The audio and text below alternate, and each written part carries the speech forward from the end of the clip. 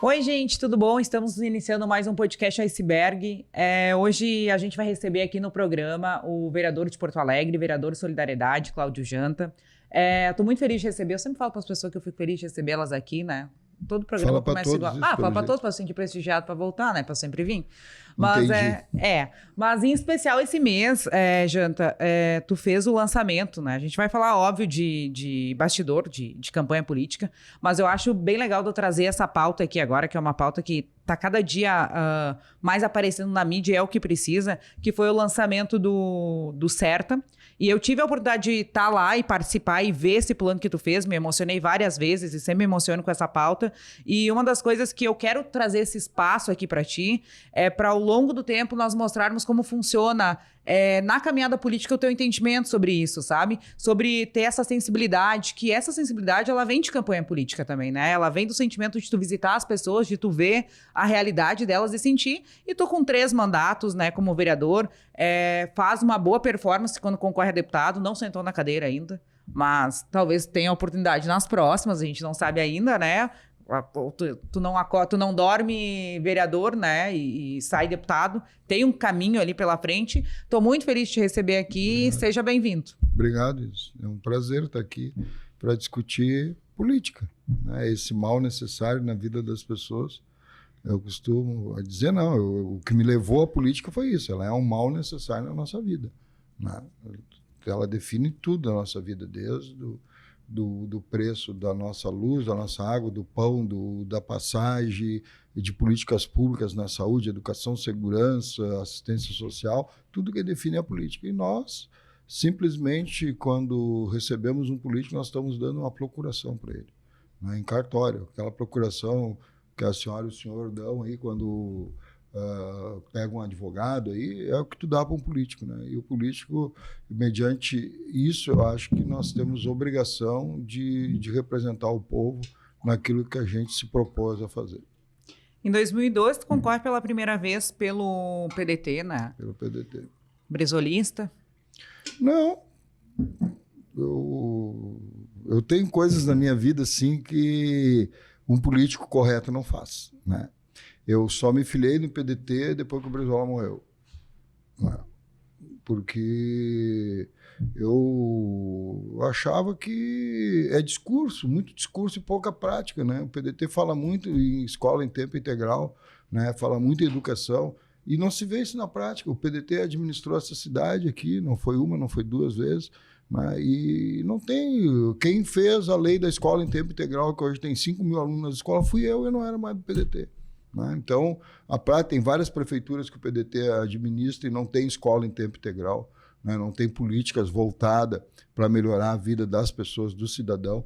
Então, eu já me neguei de apertar a mão do Lula, não foi uma nem 2 vezes, né? Porque o Lula pregou aí uma coisa e fez outra, demitiu 420 mil pessoas quando fechou os bingos, de forma totalmente autoritária, sem ser nada comprovado, né? Pegou e foi lá e fechou os bingos, simplesmente demitiu 400 e poucas mil pessoas numa hipocrisia, porque a Caixa, né, é o lugar que mais se joga, tem 500 mil apostas, aí tu vê anúncio de cassinos, tu vê os navios chegando, os transatlânticos chegando, tudo com cassino dentro, aí as pessoas saem de avião aqui de Porto Alegre, vão lá para o Uruguai para jogar, hipocrisia. Então, eu tenho essa dificuldade, assim, né, de ser um político normal, né? Eu acho que eu sou de vez em quando, meio apolítico.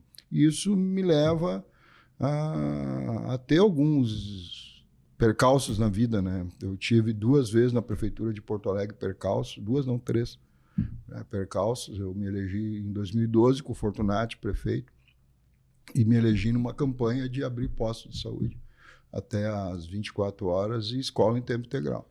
E aí o Tribunal Eleitoral disse que eu tinha que tapar os muros, porque naquela época eu podia pintar muro, eu tinha alguns muros pintados em Porto Alegre, e eu tinha que tapar os muros. E aí, como eu tinha que tapar os muros, eu botei para fora o que eu tinha falado na campanha. Pintei quase todos os muros que eu tinha em Porto Alegre, eu pintei ou posto de saúde até as 24 horas, ou escola em tempo integral, né? E aí o prefeito ficou bravo. Eu não podia fazer isso. O vereador... Sendo um vereador de oposição, eu disse que era um vereador de posição. E aí peguei, e eu sabia que ia chegar a esse ponto, né? cheguei e disse para ele, te lembra o livro que eu te entreguei na tua campanha? Eu teria vergonha de ser o prefeito amigo das crianças, numa cidade que as crianças passam fome, a cidade que as crianças brincam na poça d'água, uma cidade que as crianças não têm escola, não têm comida, e tu te declara prefeito amigo das crianças, eu teria vergonha. Passar bem. Peguei ele e fui embora, entendeu? Eu não posso dizer que sou amigo das crianças quando eu chego numa comunidade e tem crianças comendo barro, comendo papel, entendeu? Eu não posso dizer que eu sou amigo das crianças. Amigo das crianças aonde? Né? Então eu tive algumas dificuldades, tive com o Marquesan também, até o pessoal que trabalha comigo disse, gente, tu vai ficar com o rótulo do cara que briga com o executivo. Eu disse, não, eu acho que não. Eu vou ficar com o rótulo do cara que tem convicção das coisas que faz. Né? Eu apoiei o Marquesan disse que não ia mexer na segunda passagem, o Marquesan disse que não ia aumentar impostos, né? E fez tudo ao contrário. E eu virei um grande opositor dele na Câmara, mesmo tendo feito campanha para ele, porque ele aumentou o imposto, ele tirou a segunda passagem, ele tirou um monte de coisa que ele disse que não ia tirar. Então, eu acho que a política é um mal necessário e nós temos que exigir que os políticos cumpram o que falam. Né? O que mais falta na política é cumprir o que falam. Por isso que eu tenho orgulho até agora de estar com o Melo, tudo que a gente acertou na campanha, ele cumpriu. E principalmente o que nós entregamos agora no início de maio, que foi o certo. Né? Foi um compromisso, eu tive uma conversa com ele, assim, ali perto da Garcia, a gente conversou e disse para ele, cara, eu vou te ajudar, vou te apoiar, mas tu tem que abrir um centro de autista. Ele está feito. Né? Então, cumpriu, está cumprindo a palavra dele, né? Nós já vimos outro prédio que vai sair o de adolescente, então é isso que faz falta por isso. Não, baixamos o IPTU, né? Então tudo que a gente se comprometeu na campanha nós estamos fazendo, né? E isso é o papel da política, né? Entregar para as pessoas, esse é o papel da política, não é outro que não seja entregar para as pessoas. As pessoas já têm um sentimento que elas esperam do candidato, né? Quando tu não é eleito ainda, né? Que foi a primeira vez lá que tu concorreu.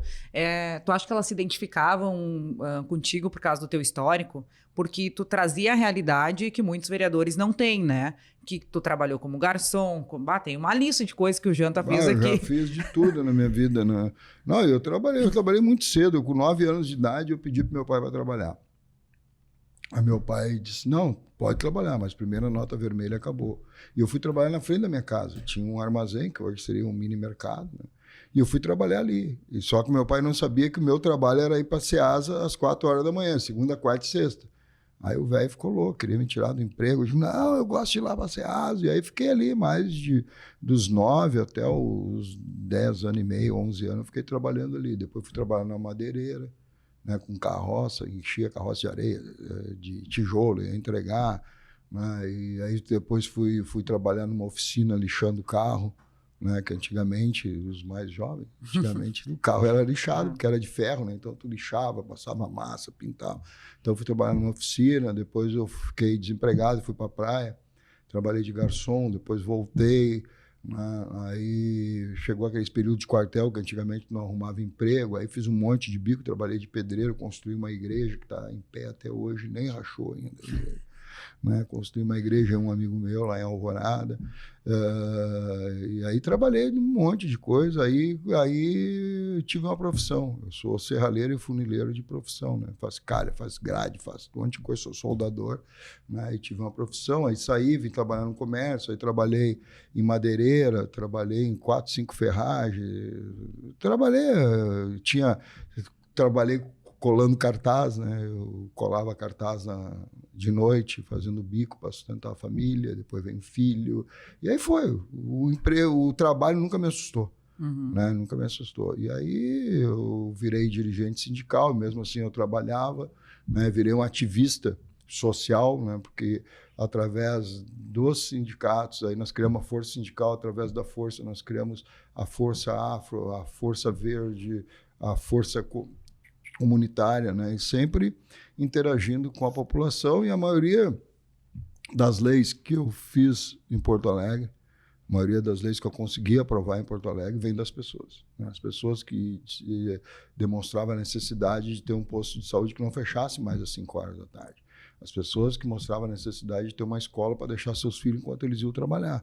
né? As pessoas que, tipo, a primeira lei que o meu partido, que nós criamos em 2013, aprovou no Brasil, eu tenho orgulho, foi minha, que é banheiros nos finais de linha de ônibus, banheiros e salas de refeição, que os rodoviários comiam dentro do ônibus, tinham que fazer xixi no mato, tinham que fazer cocô na casa de alguém, e aí nós fizemos uma lei, aprovamos, aí hoje tu chega em qualquer final de ônibus, ou tem uma casinha, ou tem um container, onde as pessoas fazem suas refeições, tem um banheiro, tem um conforto. Foi a primeira lei do partido, e que na qual eu tenho orgulho de ter aprovado a primeira lei de solidariedade no Brasil.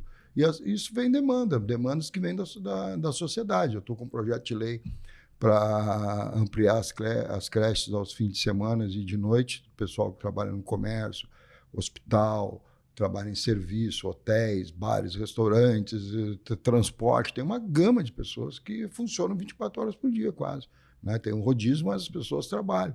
E precisa ter uma creche para deixar seus filhos. Né? E fim de semana, shopping center funciona, restaurante funciona, hotel funciona, transporte funciona, saúde funciona direto. As pessoas têm que ter esse local. Isso demanda das pessoas. Então, eu acho que a política é isso. Nós temos que trabalhar para as pessoas. Né? E o autismo surgiu na minha vida como demanda, né, de uma mãe que disse para mim que ia matar o filho dela. E o que eu achava? Eu achava um absurdo, eu ia chamar a polícia e tudo. Até ela me dizer que o filho dela era autista e que ela estava muito doente e que o filho dela, que ela ia morrer e não tinha ninguém para cuidar do filho. E na hora ela me perguntou o que eu achava disso. Eu achava que quem tem que cuidar do filho dela é nós, não só do dela. Né, de todas as crianças autistas nós temos que cuidar. Nós cuidamos de estupradores, nós cuidamos de bandidos, né, de assassinos, nós cuidamos de morador de rua, a gente cuida de um monte de coisa. Né? E por que a gente não vai cuidar dessas crianças? Então, eu me dediquei para cima do tema. Né? Fiz a primeira proposta de lei que eu apresentei foi fazer um plebiscito, né, que junta os dados da saúde, educação e assistência social.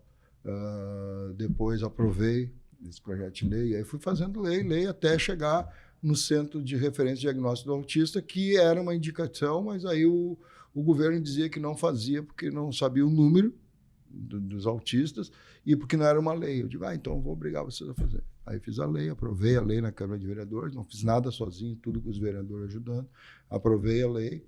E aí depois aprovei a lei do Centro de Diagnóstico também, que o Lado Aberto funciona diagnóstico e referência do autismo. E aí aprovei o colar de girassol, aí entrei na campanha da obesidade, né, que tem um projeto meu que está tramitando de criar uma unidade básica de saúde para obeso. Aprovei a lei que dá prioridade de estacionamento para obeso, que nem dá para o autista, além de estacionamento de atendimento do autista. Fiz a lei que estabelecimentos acima de 100 e poucos metros quadrados tem que ter um vestiário exclusivo para obeso. Né? As praças de alimentação que tem as cadeiras fixas tem que disponibilizar locais para obeso. Né? Então tem que ter uma cadeira que o cara possa mexer com ela, porque aquilo é fixo, o cara come de lado. Então a gente vem trabalhando as pautas que a população nos apresenta, que o eleitor nos apresenta, a procuração, né? As pessoas me dão a procuração para mim estar lá representando elas, e eu tenho lutado e trabalhado para isso. Fiz o projeto de lei que fixa as goleiras, né? Uma coisa que ninguém entendia por que eu estava fazendo um projeto desse, só que morrem mais crianças com acidente de goleira do que afogado em clubes, piscinas de condomínio, né? Morrem mais crianças assim do que afogadas. Então, uma coisa importante para a cidade é lei hoje em Porto Alegre. Quem está nos assistindo, ajude a fiscalizar o seu condomínio, na sua praça, no seu clube. Ligue para o gabinete, ligue para a prefeitura, entre no 156. Né? Então, tem que fixar essas goleiras para manter essas crianças vivas. Fiz a Lei Lucas também em Porto Alegre, né? Que a SAMU, juntamente com a Secretaria da Saúde, ela presta curso nas escolas para salvar as crianças que possam vir a se afogar. Né? O Lucas é um menino de São Paulo que morreu com uma salsicha, morreu afogado com uma salsicha. Né? Então, hoje... Então, a gente vem fazendo coisas que mexem com a vida da pessoa, né? Que influenciam na vida da pessoa. E como alguns políticos já me disseram, coisas que não dá voto. Né? E eu não fiz nada disso pensando em voto. Né? Teve 2, 3 políticos já muito antigos que me disseram: Um até eu dei entrevista uma vez, chegou aqui o vereador que faz lei que não dá voto, né? E aí eu disse uma coisa assim, fiquei pensando, né? Como assim? Aí ele chegou e disse, para a pessoa lembrar que foi tu que abriu o posto de saúde sábado, ela tem que estar indo no posto de saúde 24 horas lá que tu fez lá para saber que foi tu que fez. A pessoa que tem um filho em escola integral deve ter precisado de uma escola na sexta-feira para o domingo saber que foi tu que fez. E aí eu digo, posso complementar? Ele pode. Eu digo, eu não imagino uma mãe autista sair de casa domingo para votar em mim. Eu fiz porque o meu coração mandou fazer. Sim. Né? Então, se os eleitores acham que eu mereço ficar na Câmara, que eu mereço ir para a Assembleia, para Brasília, sei lá para onde, menos, né, para puta que pariu. Eu estou à disposição dos meus eleitores. Tá à disposição. Tem uma coisa que eu sempre falo dos candidatos, que ou de quem já está na cadeira, que nem tu, que é sobre o saque, né? Mais ou menos assim, de atender o povo, de ter esse momento de atendimento. E eu acho muito engraçado, porque o Janta, ele sempre relata que tem várias mães que chegaram botando o dedo na cara dele, né? E a partir disso, ele construiu ali um contato, né? Não virou as costas para isso, nessa pegada que eu sempre falo, poxa, quem te botou na cadeira, ela quer conversar contigo, ela quer, né? Ou se não, ele pode achar que essa pauta não é tua, ou que não é verdadeira, que tu tá, né? E tem mães que dão esses relatos, né? E são tuas eleitoras, acredito, né? Que sobre, fui lá, o Janta falou, veio, me botou o dedo na cara e depois eu realmente provei e fiz a lei. Porque tem que ter essa proximidade do candidato com o munícipe. Independente se vota ou se não vota, né? O Janta sempre traz realidades do cotidiano da pessoa, né? Do que ela passa. Qual mãe não precisou ir na madrugada para um atendimento médico para um filho e não tinha? Porque no interior muitas vezes não acontece porque tem um posto de saúde que atende, ou tu tem que ir para outra cidade. Ou tem um médico que mora na cidade. Ou tem um médico que mora na cidade. Mas Porto Alegre, se tu não tiver um bom plano de saúde, tu vai passar 4, 6, 8, 10 horas com teu filho ardendo de febre, vomitando, passando mal, com a criança ali, ou talvez, né, se é uma criança agora com espectro autista, é muito difícil, né, de contê-los, ainda mais se estão doentes, e tu não tem aquele apoio, né? Então, eu já vi relatos, inclusive, né, de mães dizendo que eu fui, botei o dedo na cara do Janta e disse que era mentira, e realmente ele fez, né? Virou, posso dizer assim, que a família viraram meus amigos, né? Ela, o esposo, o filho, o Matheus, incrível, né? Um baita de um homem. E ele pede para ela para ir lá no Janta, que é lá no Janta, que é a Denise, né? A Denise é uma servidora do Estado do município, é uma professora do Estado do município. A Denise entrou no meu gabinete, eu queria falar com esse vereador Janta. Aí, pode passar, não sei o que. O senhor é um mentiroso, o senhor é um sem vergonha, o senhor está vendendo ilusão para as mães que o senhor vai fazer um centro de referência do autista, que teve deputado federal que tentou, teve secretário de saúde que tentou, teve não sei quem que tentou, não sei quem que tentou, né, e não conseguiram. E quem que o senhor acha que o senhor é?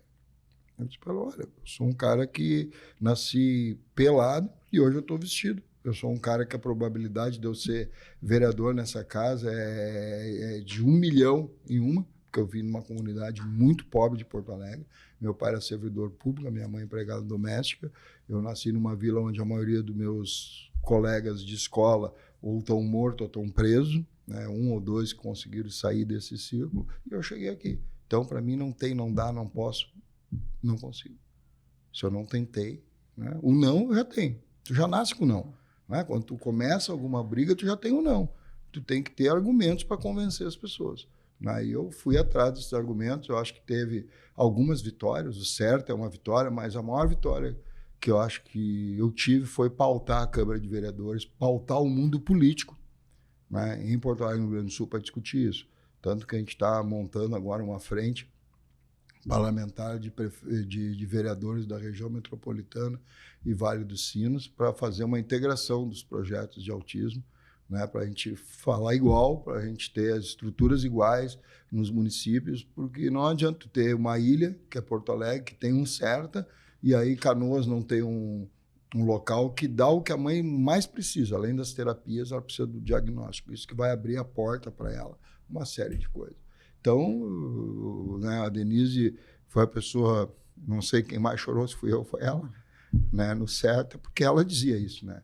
Aí teve outra mãe também, a Érica, que também dizia que eu era um charlatão, que eu estava mentindo para as pessoas, o Janta está enganando as mães tudo de autismo, só quer isso para voto, Né? Eu volto a dizer, eu não imagino uma mãe sair domingo para votar em mim. Agora, eu imagino uma mãe estar em casa, né, com o seu filho tendo uma crise e precisar de atendimento médico, e eu fiz a lei que essa é a prioridade número 1 na área da saúde e da educação, atendimento à criança autista. Então, eu acho que devagarinho tu vai acabando com isso, né? Eu comprei brigas em Porto Alegre, assim, quase me custaram uma eleição, né? Quando chegou os aplicativos aqui, hoje eu vejo o mundo político falando que tem que regulamentar, eu olho para aquilo, né? E não digo que eu dou risada, né? Mas eu sinto uma certa satisfação. Porque quando chegou os aplicativos no Brasil, eu comecei a falar aqui em Porto Alegre e aprovei uma lei em Porto Alegre que só poderiam entrar após a regulamentação. E hoje as pessoas falam regulamentação, nós tivemos uma paralisação dos aplicativos em Porto Alegre, né? Precisa ser regulamentado. Não é que as pessoas falam, o livre mercado é a livre exploração. Tu me desculpa, né? Livre mercado é uma coisa. Né? Livre mercado é tu pegar a tua TV lá e ver o canal que tu quiser. Livre mercado é tu ir buscar um pão onde tu quiser. Livre mercado é tu andar no carro que tu quiser, tu tomar a cerveja que tu quiser. Agora, não livre mercado é tu entrar num carro que muitas vezes não tem nem seguro e se esse carro se acidenta, isso tu te machuca. Quem é que vai garantir que tu tem um atendimento direito? Essa pessoa que está dirigindo esse carro, como é que ele vai ficar? Como é que ele, se ele tiver que ficar parado, tiver que arrumar o carro? Então, eu sempre defendi que tinha que ter uma regulamentação, tinha que exigir coisas mínimas, e eu acho que o seguro de vida, o seguro do casco do carro, isso é imprescindível, né? O de vida para as pessoas que são usuários, para o próprio motorista do aplicativo, e também o casco do carro para o cara ter, e ver essa questão de impostos. As pessoas pagam uma fortuna para estar numa plataforma dessa. Então, na época, eu fui mal interpretado, né? Disseram que eu era um dinossauro, fizeram chargezinha minha com um telefone, aqueles de filme do Pablo Escobar. Alô, né? Mas eu estava convicto e hoje, né, nada é melhor do que o tempo. Hoje o tempo prova, eu não sou o dono da razão. Mas a vida me mostra, né, algumas coisas. Eu sou um ativista sindical, ativista social, né, um ativista político, e a vida te prova isso, entendeu? Sabe, tem muita gente que está nos assistindo aí, que de 18 anos, tu mesmo, né, que acha, eu já nasci com um monte de coisa na vida. Não, mas isso aí tudo vem de luta. Né? Os direitos das mulheres, os direitos dos idosos, os direitos das crianças, né? O 13º, que as pessoas, não, isso aí a empresa é obrigada a me dar. Não, isso aí vem Alguém de luta. lutou, né? Vem de luta, fundo de garantia vem de luta, né? Licença maternidade, licença paternidade, uma série de coisas que vem de luta. Né? Então, a vida me lapidou para ir atrás do que eu acredito e atrás de sonhos. Né? Eu acho que a gente não tem meta, não tem objetivo e não sonha, a gente está morto. Para quem está assistindo em casa, o Janta, na primeira eleição dele, ele fez 10.600 e poucos votos. Quando ele fala assim, eu quase perdi ali, né, perdi a cadeira, perdi uma eleição pelo meu posicionamento, principalmente nessa história do Uber, depois ele vem e faz mais, acho que na outra eleição, 6.000 e poucos votos, e na última ali em torno de 3.000, 2.000 e poucos votos, 2.100 né? votos. 2.100, então achei que... 2.100. 2.100. Então, assim... Aí a pessoa está se preocupando, mas como que ele é vereador com 2.100 votos? Né? Porque a lei mudou. Isso. Entendo, a lei mudou. O meu partido, Solidariedade, fez 23 mil votos em Porto Alegre. Isso nos garante uma cadeira na Câmara de Vereadores. Mais um pouquinho nós teríamos 2 vagas na Câmara de Vereadores, porque todos nós concorremos junto. Né? Então, nós éramos um bloco de 57 pessoas atrás de voto, que nos possibilitou ser o 59º vereador em Porto Alegre, ser líder do governo, presidente da Comissão de Constituição e Justiça, secretário-geral da mesa, com 2.100 votos, né, fazendo muito mais do que quando eu fiz lá meus 10.000, 12.000 votos lá. É questão de tempo, né? Depois tem um joguinho, eu sempre falo, é um jogo de cadeiras. A política ela é muito dinâmica, né? Então, de 4 em 4 anos ali já mudou, tu muda a tua percepção. Ele saiu do PDT, fundou, né? Solidariedade. O Solidariedade, a partir disso, e até por uma coisa que tu acreditava, né, Janta? Que tu queria fazer e achava a possibilidade de fazer. Mas aí tu teve essa queda de votos e é isso que tu fala. Na época eu fui mal interpretado. Na época eu era um dinossauro. E hoje a gente não... Quem vive a política já não tem esse sentimento dessa tua última votação de 2020, né? Já deu um novo start, um novo jogo para ti. principalmente pelas tuas pautas e as pessoas entendendo nesse momento. Essa história do Uber, essa semana aqui, bom, vocês vão ver 2 semanas para frente, né? Mas essa semana aqui em Porto Alegre teve paralisação. Já teve umas 2 semanas atrás e essa última semana de novo. Por essas questões que tu já tinha apontado lá atrás e que as pessoas achavam que tu nem queria que o Uber entrasse em Porto Alegre, na realidade, né? Não, na verdade, o que eu defendia, né? Eu tenho uma loja de sapato, era o exemplo que eu dava. Eu tenho uma loja de sapato. Aí o Janta vai lá, pega uma Kombi, enche de sapato e bota a vender na frente da minha loja. Sem pagar imposto, sem pagar nada. É desleal isso. Então nós tínhamos um sistema de transporte, né, que paga imposto, que gera um monte de coisa. O taxista pagava 500 mil taxas. Hoje nós tiramos um monte. Foi outro compromisso do Melo que ele assumiu campanha e cumpriu. Tiramos TGO, permitimos que transformasse licença a permissão em licença, uma série de coisas para os taxistas. Né? Só que o Uber não tinha nada. O cara pegava o carro, saía de casa e ia trabalhar. E nós fizemos um trabalho muito grande, né, de tirar o mau taxista de dentro do táxi. Né? De exigir uma série de coisas para saber quem é que estava pegando esse táxi. Isso possibilitou o cara se cadastrar na plataforma e trabalhar. Né? Então, essas questões que nós discutíamos, né, direitos iguais para todos. E agora, e era uma exploração e continua sendo até hoje. Né? Uma exploração em cima do trabalho das pessoas. Pessoas que ficaram desempregadas, pessoas que se comprometeram a sua renda, porque compraram carros para fazer o Uber Top, o Black, né? O Uber Black. Não surgiu o Uber Black, hoje que se vê é única dinâmica agora que está aparecendo novamente, né? Uma demanda de carro melhor, isso e aquilo. Mas, porra, tem que jogar limpo com as pessoas. Né? Então, não podia o taxista, o sistema de transporte está em crise no Brasil inteiro. Por quê? O preço do diesel? Pode ser. Né? Antes diziam que era o custo da folha de pagamento. Isso acabou. Não existe isso. Aí não tem como ser o custo da folha de pagamento. E o sistema de transporte está em crise por quê? É mais barato em várias distâncias tu pegar um Uber, ou um Pop, ou um 99, do que pegar um ônibus, pegar uma lotação. É muito mais barato. Né? 4 pessoas, tu vem da Restinga até o centro com o preço da passagem de ônibus, de 4 pessoas. Né? Então, isso foi atingindo o sistema. Hoje tem linhas de lotação que deixaram de existir.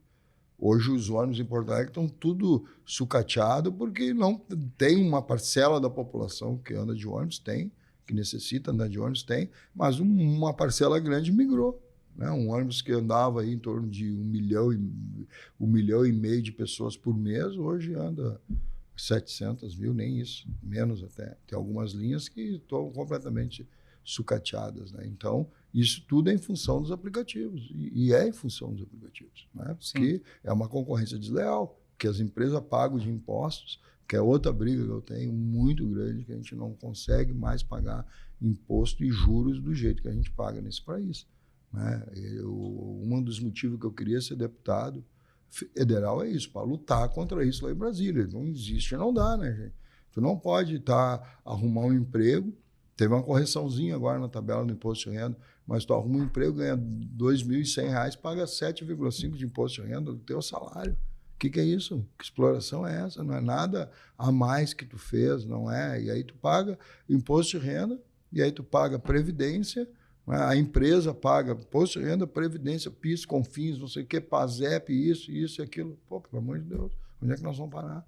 E aí tu vai comprar um produto, tem lá o imposto em cima. Então, é bem difícil a vida das pessoas que produzem, que trabalham no Brasil, é muito difícil. Então, as pessoas precisam ter essas políticas públicas que a política garante, né? Acesso à saúde, acesso à educação, assistência social.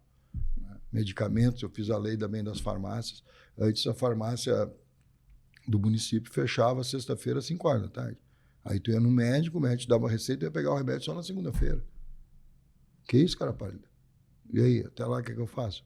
Né? Então a gente fez a lei também das farmácias funcionando. Então quem nos pauta é o eleitor. Né? As pessoas ligam para nós, queria fazer uma lei assim, parece meia... Né? Mas aí tu vai ver, tem fundamento, a gente transforma em prática, né? A gente bota na prática aquela lei, vê a forma de fazer a redação, como é que dá para fazer, faz um indicativo com o executivo. Porque é uma dor, né, que o eleitor tem e alguém tem que olhar para ele, né?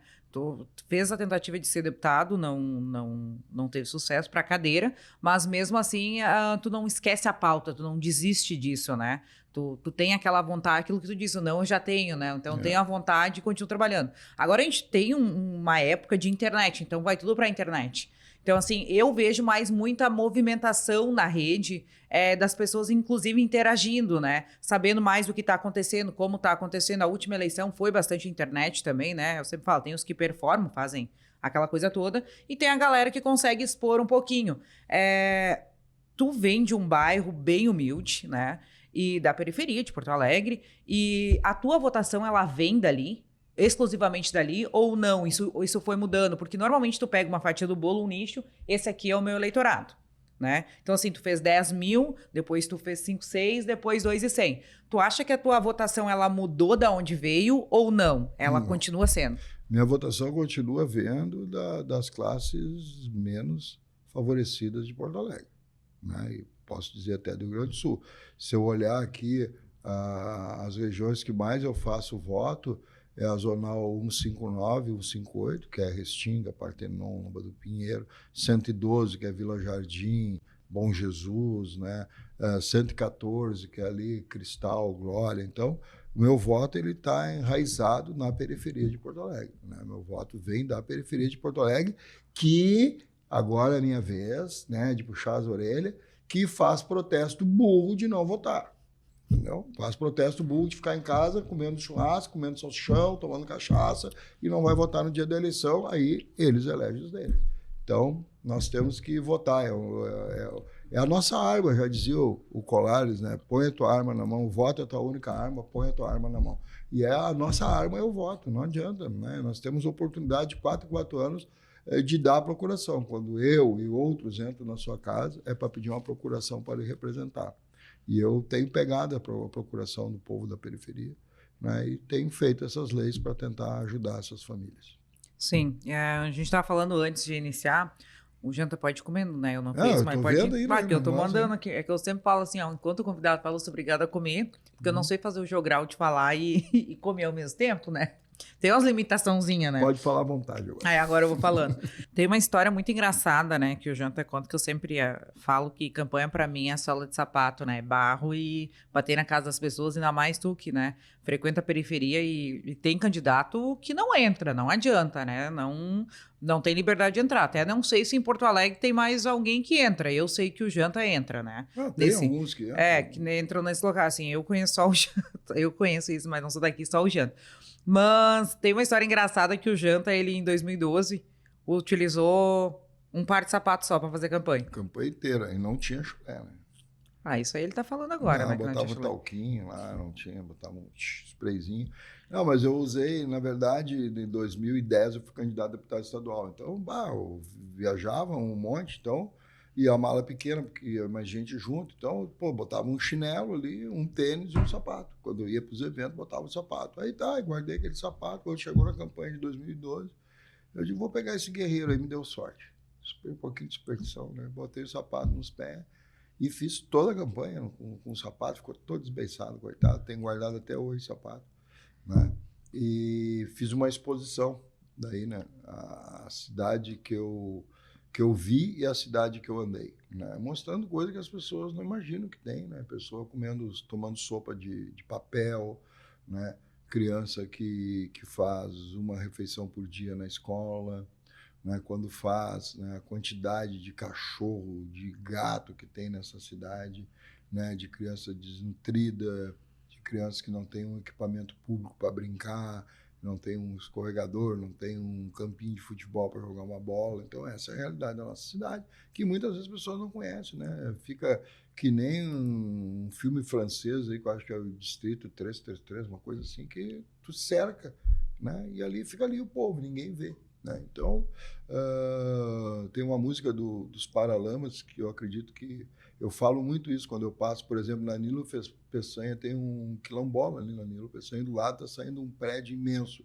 Eu digo, de um lado esse carnaval, do outro a fome total. E essa é a realidade das comunidades carentes de Porto Alegre, né? As pessoas saem de casa com um saquinho de mandolate para vender, saem de casa com um saco cheio de guardanapo para vender, para levar comida para sua família. né? As pessoas não estão ali porque querem, elas queriam ter uma oportunidade. Aí vão dizer, mas são vagabundos. Não, as pessoas queriam ter uma oportunidade. Hoje o próprio mercado de trabalho, ele é exclusivo, ele exclui as pessoas, né? Hoje em dia, por exemplo, para te trabalhar numa obra, hoje em dia, que eu trabalhei em obra, né? O nível hoje em dia é eletrônico, não é mais pegar uma mangueirinha lá e tirou um nível, deu, tá bom. Não é. Tu abre ali o bagulho, levanta, sai a câmerazinha, faz o nível. O cara tem que ter uma noção desse negócio, né? Então, acho que falta muito curso de qualificação profissional. Não adianta nós achar que todo mundo tem que ter diploma. Eu acho que as pessoas têm que ter profissão. Eu costumo dizer, eu não me aperto porque eu tenho profissões, né? Eu não me aperto. Então, de fome nunca vou morrer. Então, o que falta é isso, as pessoas terem profissões, ter os ensinos. Hoje em dia, tu vê, nova educação, mas que nova educação, cara pálida? Por que não é a velha acoplada a alguma coisa? Porque foi a velha que fez todo esse estilo que estão aí, gente. Todos esses empresários, todo esse pessoal aí que movimenta a economia no Brasil e no mundo, quem fez foi a velha educação, não foi a nova. Entendeu? A nova, ela trouxe conhecimento, tecnologia, trouxe uma série de coisas. Agora, a base disso, quem trouxe foi a velha educação. Escola técnica, né, de contabilidade, técnicas agrícolas, técnicas comerciais, técnicas industriais, né, técnicas de venda, técnicas né, caseiras. Tinha até uma técnica que ensinava o cara a fazer comida, né, e plantar. Né? Isso tudo tinha na escola antiga. E além de ter um ensino realmente de resultados. Não era um ensino somente de estatística, era resultado. Tu não sabia, não passava. Né? Então, mas isso é a realidade da vida. A vida lá na frente vai ensinar para essa criança, para esse jovem, para esse adolescente. Se tu não souber, tu tá fora. Acabou, não tem. Tu tem que estar sempre se atualizando, sempre se aperfeiçoando. Agora, hoje tu não acha ninguém para fazer uma instalação elétrica, tu não acha um hidráulico, tu não acha um cara para arrumar uma mesa, uma cadeira, porque se acha que todo mundo tem que ter curso superior. Não estou aqui pregando nada, só estou dizendo que, além do curso superior, a pessoa tem que ter uma profissão. Isso que garante sustento da sua família, seja ela qual for. Né? Qual for. A minha esposa, por exemplo, ela era fotógrafa, teve que se adequar. Acabou. Hoje em dia não tem. Eu trabalhei também revelando filme. Né? Viu? Cheio das profissões. Trabalhei numa empresa de marcas e patentes, eu revelava os filmes. Né? Então, hoje em dia acabou. Tu não imagina o cara lá com rolinho de filme, abrindo, papel, revelando. Não existe mais. Né? Mas tem a câmera digital. Né? Tem o celular, que hoje em dia faz o papel da câmera digital. Tem celular potentíssimos, mais forte com a câmera digital. Sim. Né? Melhor definição, zoom, isso e aquilo. Né? Também sou fotógrafo profissional, fiz uma exposição já. Eu me viro. Né? Mas tu tem que te adequar. Agora, todo mundo vai comer. Eu costumo dizer isso. Todo mundo vai comer, todo mundo vai vestir e todo mundo vai atrás de conforto. Né? Então, se queimar falando daqui, tu tem que achar alguém que, sabe, tu pode gerar renda. Né? A mulher pode fazer um curso de manicure, de cabeleireira, de congelados, de uma série de coisas. Gera renda para a família, que tu sai de manhã com a tua maletinha. Né? A minha avó sustentou a família sendo manicure. Eu tenho uma comadre minha que sustenta a família sendo manicure. Né? Porque é boa manicure. Sim. Isso eu aprendi com meu pai. Meu pai sempre dizia isso para mim. Cara, o que tu for fazer na vida, tu tem que fazer bem feito. Tu nunca vai ficar desempregado. E o velho botava um a mais, né? E até se tu for bandido, tem que ser bom. Porque aí tu vai entrar na cadeia e os caras vão te respeitar. Se tu for meia boca no que tu fizer na tua vida, ninguém vai te respeitar. Né? Então, tu tem que ter uma base. E a base, eu acho que a base é a educação. Nós temos exemplo do Uruguai e do Paraguai, aí, que há 10 anos atrás eram países, há 15 anos atrás, e hoje são referência em educação. No Uruguai e o próprio Paraguai tem pessoas indo estudar, fazendo cursos no Paraguai, porque a base deles lá foi investir na educação. Eu acho que nós temos que investir na educação. Não é nova, não é a velha, uma educação de qualidade. Tu não precisa estar gastando um monte de dinheiro para explicar para as crianças o estatuto do idoso. Né? A Lei Maria da Penha, as leis ambientais, se isso estiver lá no currículo, isso é a nova educação, lá no currículo escolar. Isso é a nova educação. Economia, né? Para saber gerir, porque tu Economia, não sabe nada, né? Tu tá aprendendo trânsito, Bhaskara, isso né? aí. Isso é a nova educação. Então, tu agrega mais itens à grade, né? Isso é a nova educação. Agora, tu achar que o aluno não sabe, escreve táxi com CH, pelo amor de Deus, você não pode aprovar esse aluno. Isso não é, não pode aprovar, ele não está capacitado para o mercado de trabalho, ele não está capacitado para trabalhar, né? Não está. Então, essas questões têm que ser incluídas na grade. Agora, o alicerce mesmo tem que ser o conhecimento, o alicerce tem que ser o aprendizado. Acho que isso falta muito no nosso país. E sobre fazer bem feito, Janta, que o teu pai te disse, próxima eleição, tu vai concorrer novamente pelo Solidariedade, né? Até porque tu é presidente do partido, né? E o que tu espera para essa próxima eleição agora, 2024?